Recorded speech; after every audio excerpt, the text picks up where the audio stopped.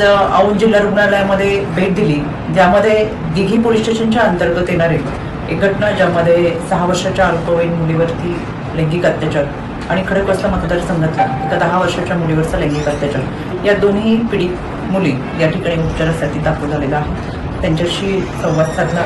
आमच्या जिमोबा आणि बालकल्याण समितीच्या माध्यमातून त्यांचं काउन्सिलिंग चालू आहे. त्यांची तब्येत चांगली आहे. यामध्ये रिपोर्ट सादर करण्यात आलेले आहे. या दोन्ही घटनेतल्या आरोपींना अटक करण्यात आलेली आहे.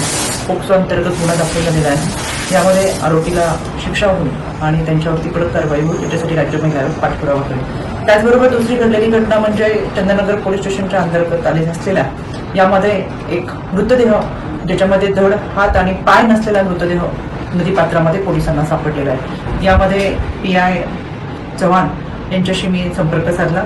यामध्ये PM रिपोर्टमध्ये ही व्यक्ती 35 ते 40 वयोगटातली आहे हे प्रथमदर्शनी समोर आलंय. मिसिंग केसेस शोधण्याचं काम चालू आहे, नातेवाईकांशी संपर्क करण्याचं काम चालू आहे, पण अजून कोणतेही तपासाचे धागेदोरे सापडत नाहीये. पण जलद गतीने तपास करू आणि याच्यामध्ये जे कोणी असतील त्यांच्यावरती कारवाई केली जाईल. पण अनोळखी व्यक्तीवर 302 कलम अंतर्गत गुन्हा दाखल करण्यात आलेला आहे. राज्य महिला आयोगाच्या वतीने याचा देखील पाठपुरावा करतोय. एकंदरीत जर वाढत असलेल्या घटना आणि या घटनेचा तपास करत असताना खऱ्या अर्थानं समाजामध्ये जनजागृती वाढवण्याचं काम सुरू आहे.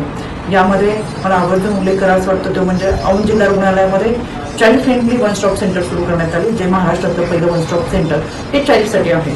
आपल्या माध्यमातून मला विनंती करायची, अशा कोणत्याही घटना आपल्या आजूबाजूला घडत असतील, त्या अल्पवयीन मुलींच्या संदर्भातील असेल, विद्यार्थ्यांच्या संदर्भात असेल आणि त्याची तक्रार आपल्याला नोंद करायची असेल, पुढची शासकीय माहिती हवी असेल, कायद्याच्या चौकटीतून वैद्यकीय माहिती हवी असेल, कायदेशीर बाबींची पूर्तता करायची असेल, तर आपण जरूर या वन स्टॉप सेंटरशी संपर्क